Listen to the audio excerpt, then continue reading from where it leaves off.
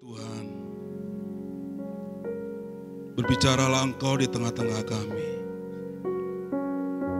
Engkau yang memanggil kami, Engkau memilih kami untuk ambil bagian di dalam pelayanan. Ini kami Tuhan, berbicaralah Engkau secara khusus Tuhan sore ini. Apa yang menjadi pesan Tuhan buat kami? Biarlah kami miliki hati yang lembut, hati yang terbuka untuk Engkau berfirman, Engkau berbicara di tengah-tengah kami. Terima kasih Tuhan. Nyatakanlah Tuhan. Nyatakanlah kekuatan-Mu di tengah-tengah kami. Nyatakanlah kebenaran-Mu di tengah-tengah kami. Terima kasih Bapa. Kami hanya mengizinkan Roh Allah hadir di tempat ini. Roh Allah bergerak, Roh Allah bebas bekerja. Urapi hamba-Mu, urapi kami semua Tuhan. Terpujilah nama Tuhan. Dalam nama Yesus kami sudah berdoa. Amin. Amin. Baik, salam saudaraku. Baik, kita buka firman Tuhan. Matius 9 ayat 35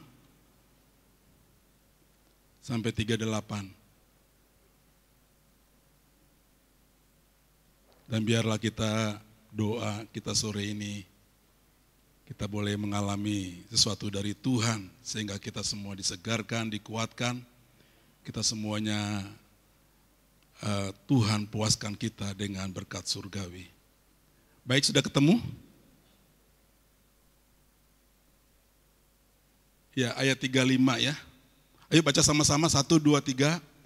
Demikian Yesus ke desa, ia mengajar dalam rumah-rumah ibadat dan memberitakan Injil kerajaan surga, serta melenyapkan segala penyakit dan kelemahan. Melihat orang banyak itu, tergeraklah hati Yesus oleh belas kasihan kepada mereka, karena mereka lelah dan terlantar seperti domba yang tidak bergembala.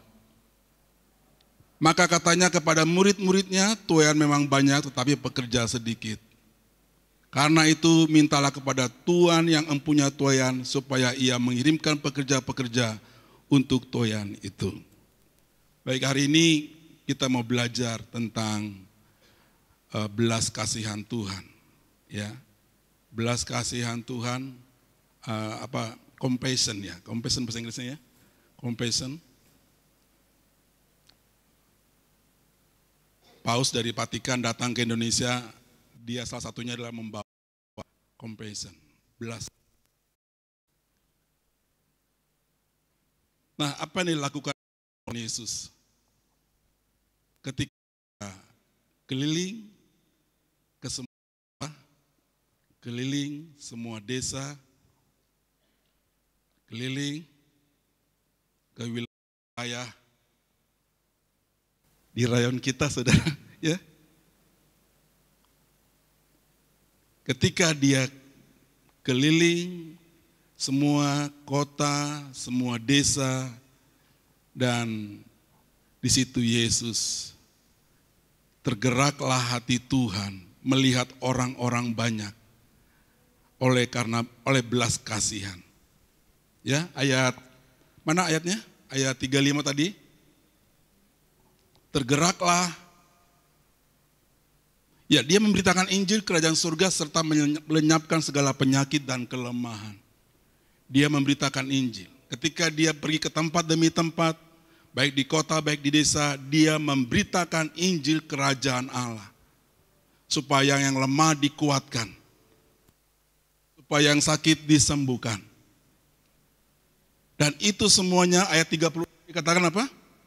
Dia melihat banyak orang dan tergeraklah hatinya oleh belas kasihan. 36.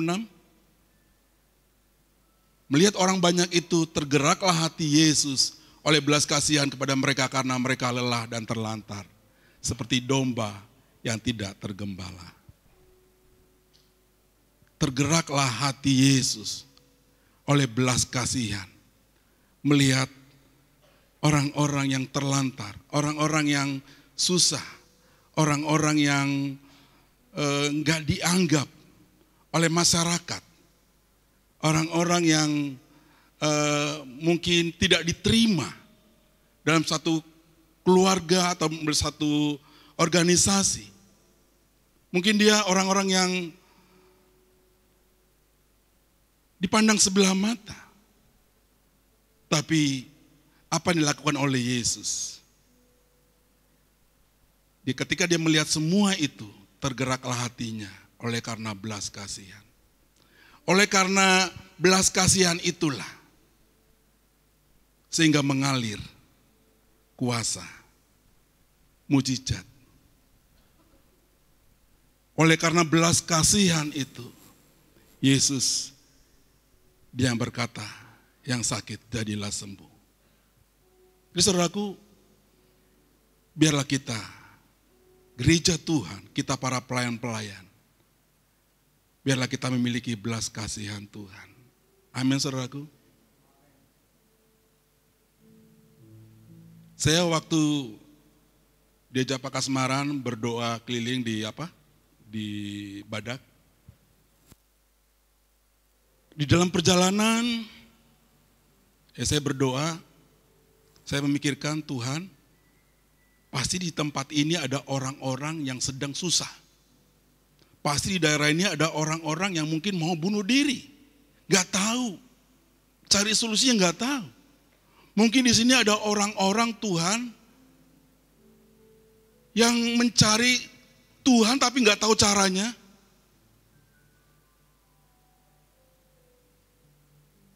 Dan karena gak tahu caranya, Tuhan tunjukkanlah dirimu kepada mereka. Tuhan, ada orang-orang yang jahat, ada orang-orang yang membunuh, ada orang begitu kejam hidupnya. Tuhan hampirilah mereka. Sampai satu titik, satu tempat, di dalam perjalanan doa itu, satu tempat, saya nggak tahu, saya nggak hafal. Tapi di situ ketika dinaikkan pujian, saya nggak tahu saudaraku. Mungkin saya kalau nggak lihat ada orang-orang jemaat di Tenayan itu, di Badak itu. Karena ada orang-orang yang di Badak juga yang ikut kami di mobil itu. Itu udah nggak tahan saudara. Mau menjerit, mau menangis. Ya saya menangis saudara. Saya nggak tahu Tuhan buat apa saya di situ mengalami satu kesedihan, satu belas kasihan. Saya nggak tahu ada apa di sini Tuhan. Saya nggak tahu saudara.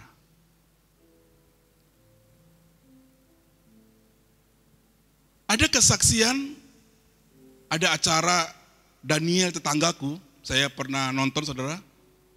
Namanya orang itu adalah Khairul Anwar. Dan waktu dibaptis air pun dia bilang namanya jangan diganti. Karena ada sesuatu yang akan Tuhan siapkan untuk dia. Siapakah dia ini saudara? Siapakah Khairul Anwar? Dia orang yang begitu bejat. Dia orang yang istrinya banyak. Dia orang yang bandar narkoba. Bahkan memproduksi narkoba.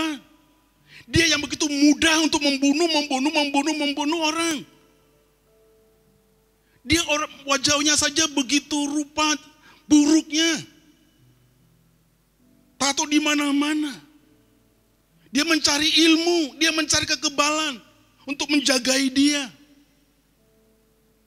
Tapi dia gak tahu siapa-siapa dia dalam kesendiriannya. Ketika dia satu malam dia berdoa, di manakah engkau Tuhan? Tunjukkanlah engkau Tuhan. Akhirnya Tuhan datang menghampiri dia. Lalu dia berkata, Yusa, ini kan kamu kan Tuhan orang Kristen. Kok ngajak saya? Ayo datanglah. Dan akhirnya dia datang. Dia datang mau disuruh ke gereja. Tapi ketika saya nggak tahu dia kemana dia harus gereja. Tiba-tiba dalam perjalanan dia ketemu seorang wanita. Mau kemana? Mau ke gereja. Boleh aku ikut? Dia diajak saudara.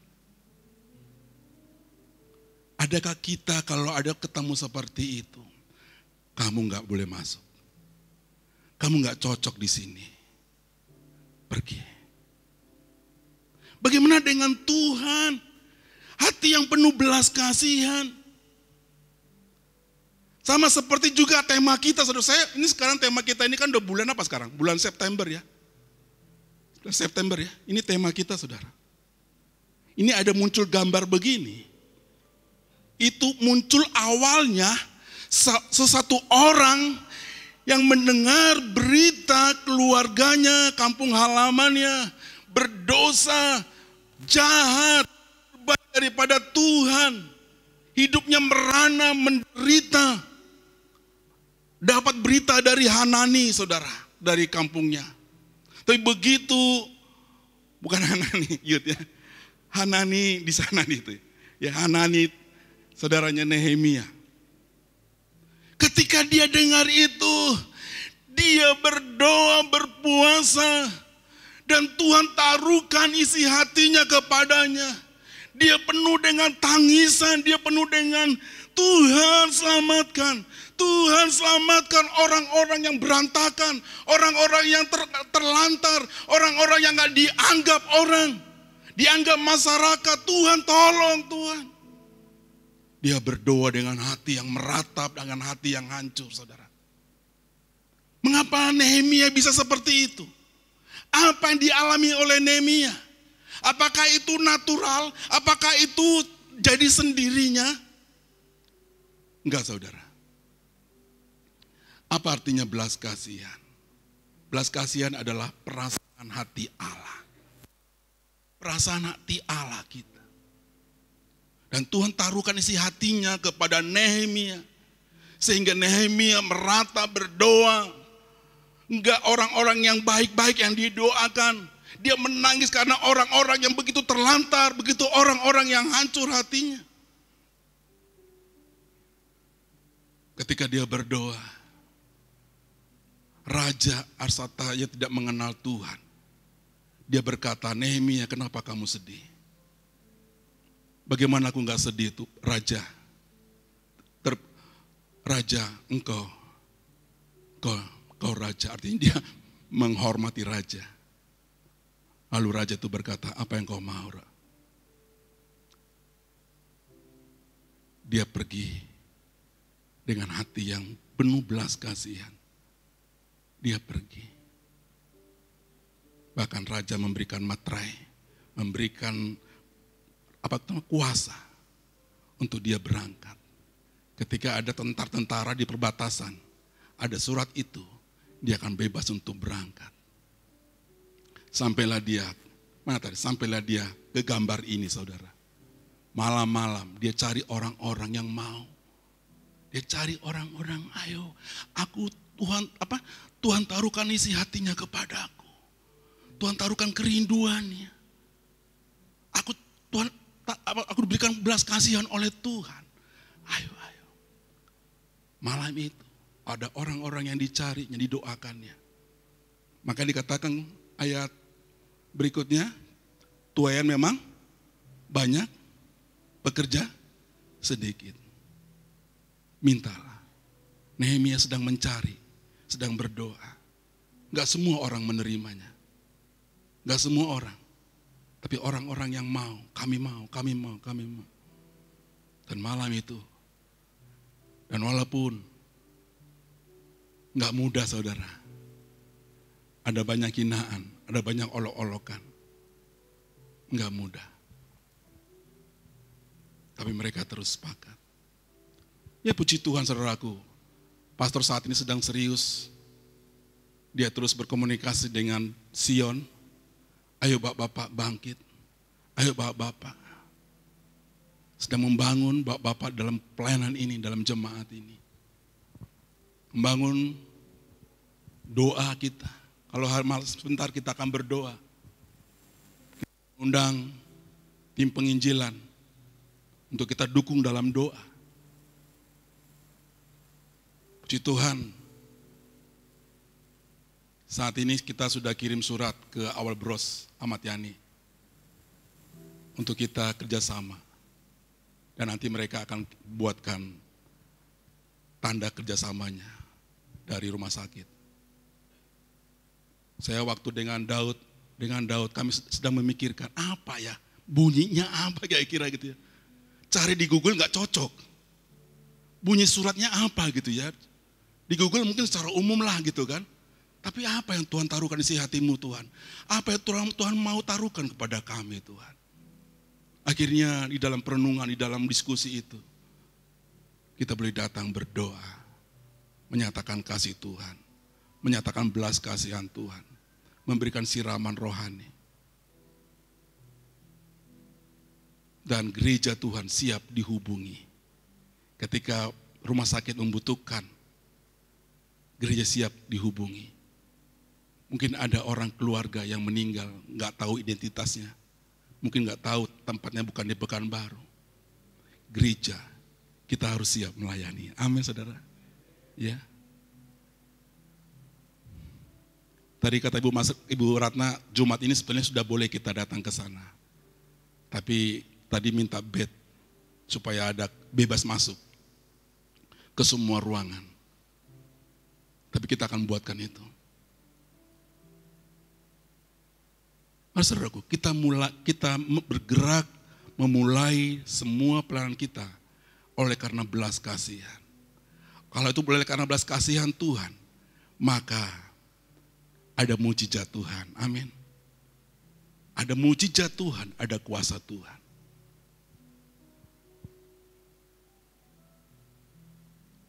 Beberapa minggu yang lalu, ada yang datang, ya seperti tadi saya katakan, yang tak diterima oleh orang. Yang terlantar, gak tahu kemana hidupnya, kemana. Semua mau dihalalkan. Tapi saya gak tahu, ketika ketemu itu, susah untuk menjelaskannya. Kalau ada yang bertanya, kok bisa ya? Kita terima dia, kita layani dia. Saya katakan, saya nggak tahu, spontan saya katakan, ya, secara mata saya nggak bisa melihatnya. Tapi secara hati, itulah yang berbicara saudara. Amin. Amin. Gereja bukan untuk hanya orang-orang baik saja. Gereja, tempat orang-orang. Masa Pak Renot aja bengkel, serusak apapun mobilnya bisa diluruskan, bisa dibaguskan. Serusak apapun mobil, dia bisa perbaiki, bagusin seperti bagus lagi. Masa Tuhan gak bisa lakukan yang rusak sekalipun? Amin saudara. Adakah belas kasihan yang mendasari pelayanan kita saudara? Gereja ini bukan mencari untung rugi saudara, tapi adakah kita bergerak? Saya bukannya kurang kerjaan saudara. Seminggu 2 kali aku memberikan waktuku untuk dia. Bukan kurang kerjaan saudara. Tapi gak tahu ya, hati yang melayani, seharusnya kita semua saudaraku. Baik asar, baik apa lagi? Baik penari, baik PW, pemusik. Yang mendasari kita adalah belas kasihan Tuhan. Karena inilah hati Tuhan saudara. Perasaan hati Tuhan adalah hati yang belas kasihan akan jiwa-jiwa saudara. Mari kita mau berdoa saudaraku. Lewat tema kita ini saudaraku, yang dilahirkan seorang yang meratap, yang berdoa, yang berseru.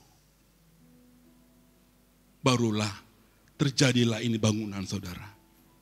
Kalau bukan karena ada satu orang yang meratap, yang penuh, yang Tuhan memiliki hati Tuhan yang penuh belas kasihan, gak mungkin ini terjadi saudara.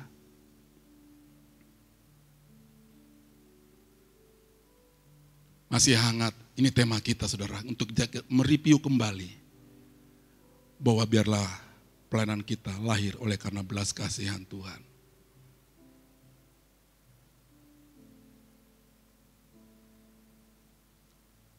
Di NG mulai tanggal 15, mulai ibadah Di tempat ini Bu Dewi ya. Saya pikir itu bukan sesuatu yang ya diatur-atur supaya bagus, supaya enggak. Kalau tempat ini itu artinya harus bawa banyak jiwa-jiwa. Amin. Ya. Harus banyak jiwa-jiwa. Dan saya katakan begini, saya berbicara begini. Bagaimana orang berbondong-bondong. Kita pernah berdoa ya, Tuhan kirimkanlah orang berbondong-bondong dari utara, dari selatan, dari barat, dari timur. Bagaimana itu bisa terjadi? Kalau orang-orang yang datang tak terlantar, nggak membutuhkan sesuatu pertolongan. Adakah kita dipenuhi belas kasihan Tuhan? Saya mau beritahu, nanti bisa mungkin dicek ya, Khairul Anwar. Dia mungkin lebih lama saya bertobat daripada dia. Saya mungkin lebih banyak mengenal dia daripada dia.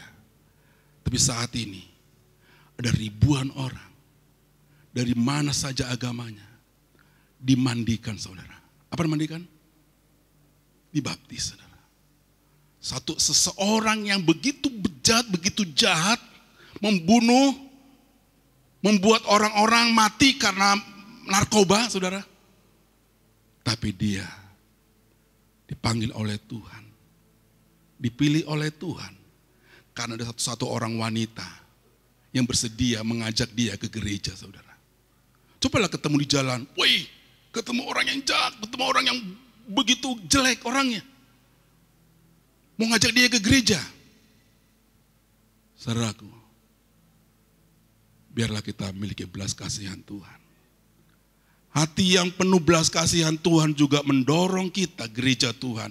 Mendorong kita para pelayan untuk kita juga boleh rukun bersama, bersatu bersama. Saya waktu berdoa di sini, waktu baptisan, waktu perjamuan kudus,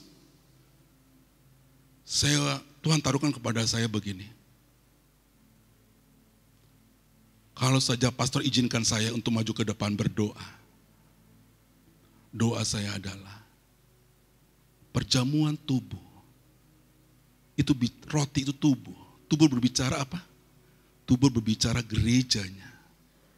Gerejanya kita saudara.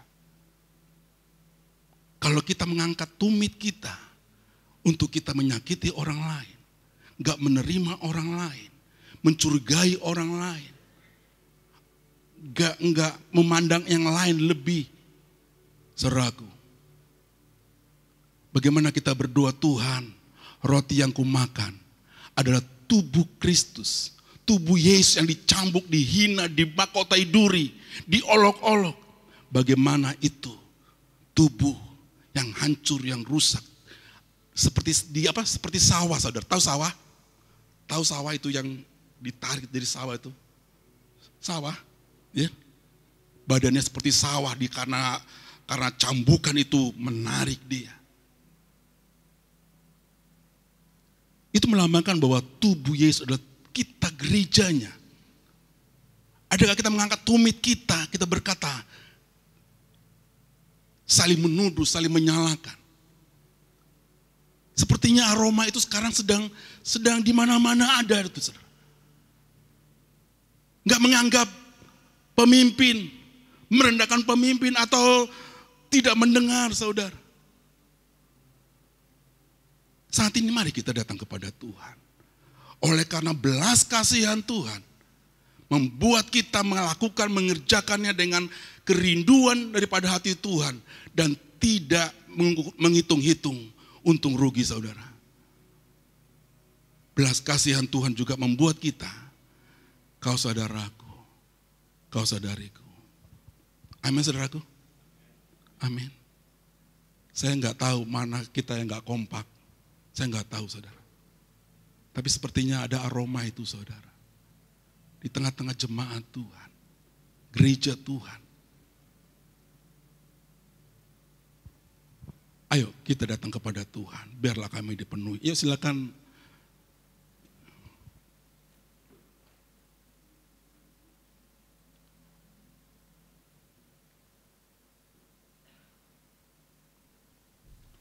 Supaya kita semua yang melayani, kita merasakan hatinya Tuhan. Amin. Ya. Dan saya percaya ketika orang yang gak dianggap, orang yang terlantar datang ke sini, saya pikir, kemana Yesus pergi, orang semuanya mau mengejar. Kenapa? Karena ada mujizat Tuhan. Kemana Yesus pergi? Orang datang mengejar dia. Kalau saja kita semua gereja Tuhan, dipenuhi hati Tuhan, belas kasihan Tuhan, kita menerima, tangan kita terbuka untuk menerima orang-orang yang datang. Percayalah, yang mendengar berita ini bukan hanya mamanya saudara, bukan hanya saudaranya, tapi akan dari mulut ke mulut akan terdengar cerita demi cerita. Di manakah itu GKD? Di manakah rayon Melati itu? Di manakah itu rayon Badak saudara? Terdengar, dan orang, inilah yang bisa saya katakan tadi, karena ada berita ini, orang akan berbondong-bondong saudara. Bagaimana orang berbondong-bondong kalau nggak ada berita apa-apa di tempat ini? Seorang Khairul Anwar yang begitu jahat, dan sekarang banyak orang-orang dari desa-desa dari mana saja, dari seluruh Indonesia datang ke tempat dia untuk mau dimandikan, untuk mau bertobat saudara. Ayo kita datang semuanya, biarlah hati kita. Yang penginjilan juga mau ke rumah sakit, biarlah melihat orang yang sakit, kita datang. Tuhan, aku gak bawa apa-apa Tuhan, aku gak punya uang Tuhan yang ku kasih untuk dia, tapi aku hanya punya kasih Tuhan mengalir atasmu. Damai sejahtera Tuhan turun atasmu. Biarlah kita memiliki belas kasihan Tuhan. Oleh belas kasihan Tuhan juga kita semuanya saling menghargai, menghormati satu dengan yang lain. Abang, kakak, kita saling menghormati. Amin. Terlebih lagi dikatakan kepada pemimpin, biarlah kita saling memberikan 2 kali lipat penghormatan kepada mereka. Mana Bang Haris? Ada Bang Haris? Tidak ada ya?